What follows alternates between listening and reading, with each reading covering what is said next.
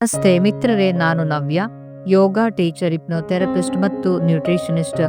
ಬದುಕು ಯಾಕೆ ಹೀಗಿದೆ, ಜನಗಳು ಯಾಕೆ ಹೀಗಿದ್ದಾರೆ, ಈ ಎಲ್ಲ ವಿಚಾರಗಳನ್ನ ನನಗೆ ಯಾಕೆ ಇಷ್ಟೊಂದು ಕಷ್ಟ, ನನ್ನ ಜೊತೆ ಯಾಕೆ ಹೀಗೆ ನಡ್ಕೋತಿದ್ದಾರೆ, ಇವ್ರ ಸ್ವಭಾವ ಯಾಕೀಗಿದೆ, ಯಾಕೆ ಹೀಗೆ ಆಗೋಯ್ತು, ಈ ಸಂದರ್ಭ ಇರ್ಬೋದು, ಜನ ಇರ್ಬೋದು ಅಥವಾ ಜೀವನ ಇರ್ಬೋದು, ಯಾವುದ್ರ ಬಗ್ಗೆ ಎಷ್ಟೆಲ್ಲ ಯೋಚನೆ ಮಾಡಿದ್ರೂ ಕೂಡ ಒಂದು ಜನ್ಮ ಅಲ್ಲ 10 ಜನ್ಮ ಕೂತು ಯೋಚಿಸಿದ್ರು ಕೂಡ ಒಂದೇ ಒಂದು ಇಂಚು ಕೂಡ ಬದಲಾವಣೆ ಮಾಡ್ಕೊಳ್ಳೋದಕ್ಕೆ ಸಾಧ್ಯ ಇಲ್ಲ. ಆದ್ರೂ ಯೋಚನೆ ಮಾಡ್ತೀವಿ. ಇದೆಲ್ಲದಕ್ಕೂ ಕಾರಣ ಏನಾದ್ರೂ ಆಗಿರ್ಲಿ, ಆದ್ರೆ ಪರಿಹಾರನ ನೀವು ನಿಮ್ಮನ್ನ ಬದಲಾವಣೆ ಮಾಡ್ಕೊಳ್ಳೋದ್ರ ಮೂಲಕ ಕಂಡ್ಕೊಳ್ಬಹುದು. ಹೇಗೆ? ಇಲ್ಲಿ ಇಲ್ಲ ಪ್ರಪಂಚ ಗೆಲ್ಬೇಕು, ಇಲ್ಲ ನಿಮ್ಮನ್ ಗೆಲ್ಬೇಕು.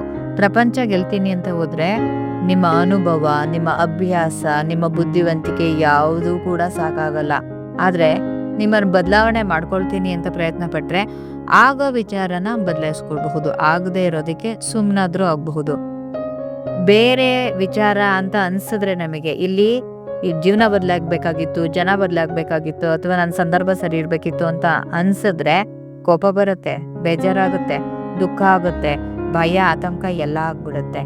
ಆದ್ರೆ ನಾನ್ ಬದಲಾಗಬೇಕು ಅಂತ ಅನ್ಸಿದ್ರೆ ಏನೂ ಆಗಲ್ಲ.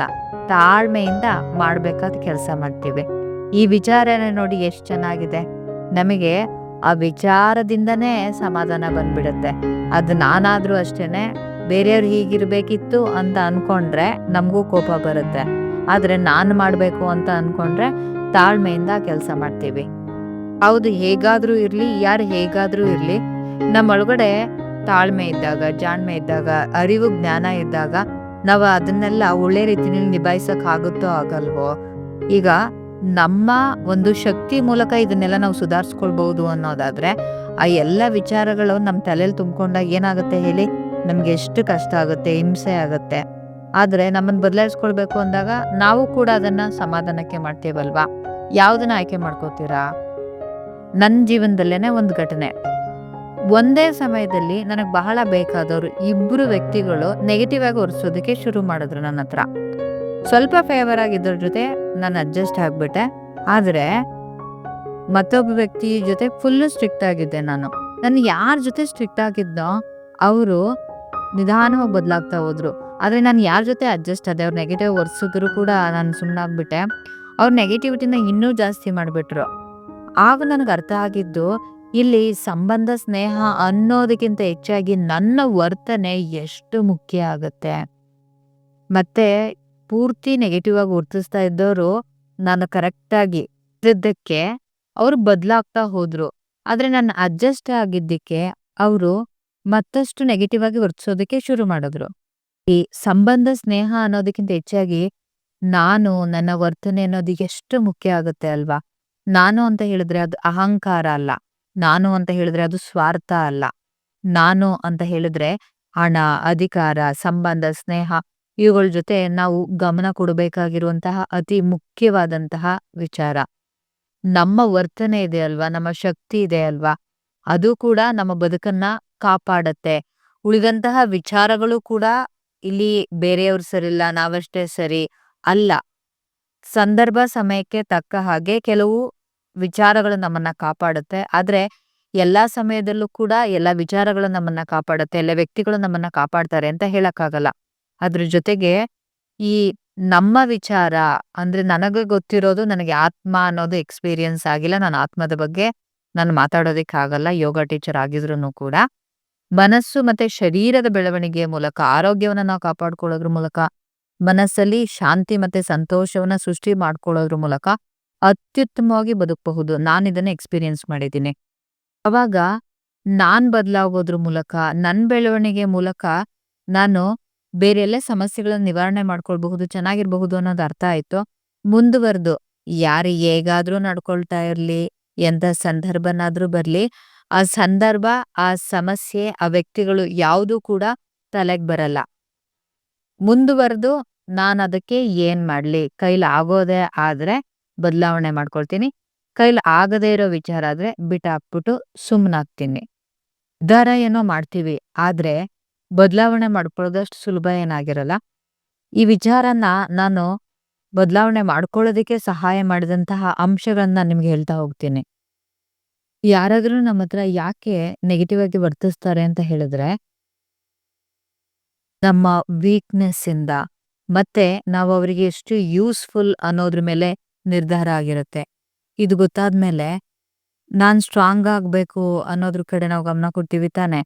ಅವ್ರಿಗೆ ಯೂಸ್ ಆಗೋದೇ ನನ್ ಜೀವನಾನ, ನನ್ ಬದುಕನ್ನ ನಡ್ಸೋದು ನಮ್ ಜೀವನ ಅಂತ ಅರ್ಥ ಮಾಡ್ಕೊಳ್ತೀವಲ್ವಾ? ಮತ್ತೆ ಈಗೇನೋ ಥೆರಪಿಸ್ಟ್ ಆಗಿದ್ದೀನಿ. ನನಗೆ ಸಾಕಷ್ಟು ಸಮಸ್ಯೆಗಳನ್ನ ಜನಗಳು ಫೇಸ್ ಮಾಡ್ತಾ ಇದ್ದಾರೆ ಅನ್ನೋದು ಖಂಡಿತ ಅರ್ಥ ಆಗುತ್ತೆ. ಆದ್ರೆ ಈ ಹಿಂದೆ ಇಲ್ಲಿ ಎಲ್ರಿಗೂನು ಕೂಡ ನೋವಿದೆ, ದುಃಖ ಇದೆ. ಮತ್ತೆ ಅವ್ರು ಪ್ರೀತಿ ಪಾತ್ರರನ್ನ ಕಳೆದುಕೊಳ್ತಾರೆ. ಈ ಎಲ್ಲ ವಿಚಾರ ನನಗಂತೂ ಗೊತ್ತಿರ್ಲಿಲ್ಲ. ಆದ್ರೆ ಯಾವಾಗ ಅರ್ಥ ಆಯ್ತೋ, ನಾನೇನ್ ಅನ್ಕೊಂಡೆ ಗೊತ್ತಾ? ಅಯ್ಯೋ! ನಾನು ಯಾಕಪ್ಪ ಇದನ್ನೆಲ್ಲ ಯೋಚನೆ ಮಾಡ್ದೆ ಅಂತ ಅನ್ಕೊಂಡೆ ನಾನು. ಮತ್ತೆ ಕೆಲವ್ರು ಹೇಗೆ ಗೊತ್ತಾ? ಅವರು ಚೆನ್ನಾಗಿರ್ಬೇಕು. ಅದಕ್ಕೆ ಬೇರೆಯವ್ರಿಗೆ ಯಾವ ರೀತಿಯಿಂದನಾದ್ರೂನು ಹರ್ಟ್ ಮಾಡ್ತಾರೆ. ಬಟ್ ಅದನ್ನ ಬಿಟ್ಟು ಹಾಕ್ಬಿಡ್ತಾರೆ. ಅವ್ರು ಚೆನ್ನಾಗಿರೋದ್ರ ಕಡೆ ಗಮನ ಕೊಡ್ತಾರೆ. ಆದ್ರೆ ಈ ಹರ್ಟ್ ಆಗಿರ್ತಾರೆ ನೋಡಿ, ಅವರು ಅವ್ರ ಇಡೀ ಜೀವಮಾನದ ಸಾಧನೆ ಅನ್ನೋ ರೀತಿನಲ್ಲಿ ಅವರ ವಿಚಾರವನ್ನ ಇಡೀ ದಿನ ಮೆಲುಕಾಕ್ತಾರೆ. ನನಗೂ ಕೂಡ ಈ ಸ್ವಭಾವ ಇತ್ತು. ಆದ್ರೆ ನಾವ್ ಯಾಕೆ ಒಬ್ಬರ ರಿಮೋಟ್ ಕಂಟ್ರೋಲ್ ಆಗಿ ಬದುಕಬೇಕು? ಅವ್ರ ತಾಳಕ್ಕೆ ತಕ್ಕ ಹಾಗೆ ಕುಣಿಬೇಕು. ನಮಗೆ ಬೇರೆ ಬದುಕೇ ಇಲ್ವಾ? ಬೇರೆ ವಿಚಾರನೇ ಇಲ್ವಾ? ಯಾಕೀಗ್ ಬದುಕ್ತಾ ಇದ್ದೀವಿ ಅನ್ನೋದನ್ನ ನಾನು ಯೋಚಿಸ್ತಾ ಹೋದಾಗ ನನಗ್ ಗೊತ್ತಾಗಿದ್ದು, ನಮಗೆ ಸ್ವಂತಿಕೆ ಅನ್ನೋದಿಲ್ಲ. ನನಗೇನು ಬೇಕು? ನಾನು ಹೇಗಿರ್ಬೇಕು? ನಮ್ಮ ಜೊತೆ ನಮಗೆ ಒಳ್ಳೆ ರಿಲೇಶನ್‌ಶಿಪ್ ಇರಲ್ಲ. ನಮ್ಮನ್ನ ನಾವು ಒಳ್ಳೆ ಫ್ರೆಂಡ್ ಮಾಡ್ಕೊಂಡಿರಲ್ಲ. ನಮಗೇನಾದ್ರೂ ಒಂದ್ ಸಂದರ್ಭ ಬಂತು. ಯಾರ ಸಹಾಯನೋ, ಯಾವುದರ ಸಹಾಯನೋ ಇಲ್ಲದೇನೆ ನಮಗೆ ನಾವು ಹೆಲ್ಪ್ ಮಾಡ್ಕೊಳ್ಳುವಷ್ಟು ಮಟ್ಟಕ್ಕೆ ನಾವು ಇರಲ್ಲ. ಈ ಒಂದು ಸ್ವಂತಿಕೆ ಇಲ್ಲದೆ ಇರೋ ಕಾರಣದಿಂದಾಗಿ ನಾವು ಇನ್ನೊಬ್ಬರ ರಿಮೋಟ್ ಕಂಟ್ರೋಲ್ ಆಗಿ ಲೈಫ್ ಲೀಡ್ ಮಾಡ್ತಾ ಇದ್ದೀವಿ. ಈಗ ನನ್ನ ಫ್ರೆಂಡು ನನಗೆ ಒಂದ್ಸರಿ ಹೇಳಿದ್ದು, ಈಗ ಮನೇಲಿರೋರ್ ಜೊತೆ ಯಾವಾಗ್ಲೂ ಜೊತೆಲಿರ್ತೀವಲ್ವಾ, ಅವ್ರ ಜೊತೆ ಕಾನ್ಫ್ಲಿಕ್ಟ್ಸ್‌ಗಳಾಗತ್ತೆ. ಆದ್ರೆ ಅಪರೂಪಕ್ಕೆ ಸಿಗ್ತೀವಲ್ವಾ ಫ್ರೆಂಡ್ಸ್‌ಗಳು, ತುಂಬಾ ಖುಷಿಯಾಗಿರ್ತೀವಿ. ಆದ್ರೆ ಒಂದಷ್ಟು ದಿನ ಅದು ಖುಷಿಯಾಗಿರ್ತೀವಲ್ವಾ, ಅವ್ರೂ ಕೂಡ ಜೊತೆಲಿರೋಕ್ ಶುರು ಮಾಡಿದ್ರೆ, ಅದೇ ಕಾನ್ಫ್ಲಿಕ್ಟ್ಸ್‌ಗಳು ಖಂಡಿತ ಆಗತ್ತೆ. ಒಬ್ರ ಸ್ವಭಾವಕ್ಕೆ ಮತ್ತೊಬ್ರು ಹೊಂದಾಣಿಕೆ ಮಾಡ್ಕೊಳ್ಳೋದು ಅಷ್ಟೇನ್ ಸುಲಭ ಅಲ್ಲ ಅಂತ ಹೇಳಿದ್ಲು. ಹೌದು, ನಿಜ. ನಾವು ಒಬ್ರ ಜೊತೆ ಬದುಕೋದಕ್ಕಿಂತ ನಮ್ ಜೊತೆ ನಾವು ನಿಜವಾಗ್ಲೂ ಅದ್ಭುತವಾಗಿ ಬದುಕಬಹುದು. ಬೇರೊಬ್ರು ನಮ್ಗೆ ಎಷ್ಟು ಹೆಲ್ಪ್ ಮಾಡ್ತಾರೆ, ಅದಕ್ಕೂ ಜಾಸ್ತಿ ನಾವು ನಮಗೆ ಸಹಾಯ ಮಾಡ್ಕೊಳ್ಬಹುದು. ಅಂದ್ರೆ ನಮ್ಮ ಜೊತೆ ನಾವು ಚೆನ್ನಾಗಿರಬಹುದು. ನಾವು ಕಾಪಾಡ್ಕೊಳ್ಳೋದಕ್ಕೆ ಬೇಕಾದಂತಹ ಅಭ್ಯಾಸಗಳನ್ನ ಇಟ್ಕೊಳ್ದೆ, ಯಾರನ್ನೂ ಇಲ್ಲಿ ದೂಷಣೆ ಮಾಡಿದ್ರೆ ಏನು ಉಪಯೋಗ ಆಗಲ್ಲ. ಈಗ ನನಗೆ ಒಂದು ಟೈಮು, ಈಗ ನನಗೆ ಸಹಾಯ ಮಾಡಿದ್ರುನು ಕೂಡ, ಆ ಸಂದರ್ಭದಿಂದ ನನ್ಗೆ ಹೊರಗಡೆ ಬರೋದಕ್ಕೆ ಸಾಧ್ಯ ಆಗ್ತಾ ಇರ್ಲಿಲ್ಲ. ವಿಧಿ ಇರ್ಲಿಲ್ಲ. ನನಗೆ ನಾನ್ ಸಹಾಯ ಮಾಡ್ಕೊಳ್ಳೋದಕ್ಕೆ ಶುರು ಮಾಡ್ದೆ. ನಾನು ಹೆಲ್ದಿಯಾಗಿರೋದಕ್ಕೆ ಏನೆಲ್ಲ ಅಭ್ಯಾಸ ಬೇಕು, ಮತ್ತೆ ನಾನು ಮಾನಸಿಕ ಆರೋಗ್ಯಕ್ಕೆ, ಸಂತೋಷಕ್ಕೆ ಏನೆಲ್ಲ ಬೇಕು, ಆ ಎಲ್ಲ ಕೆಲಸಗಳನ್ನ ಮಾಡ್ಕೊಳ್ತಾ ಹೋದೆ. ಮಿರಾಕಲ್ ಏನ್ ಗೊತ್ತಾ? ಅದಕ್ಕಿಂತ ಹಿಂದೆ ನನ್ ಜೊತೆ ಎಲ್ಲಾ ಸಂಬಂಧಗಳು ಚೆನ್ನಾಗಿದ್ದು, ಸ್ನೇಹಿತರು ಚೆನ್ನಾಗಿದ್ರು, ಮತ್ತೆ ನನ್ ಜೀವನನೂ ಚೆನ್ನಾಗಿತ್ತು.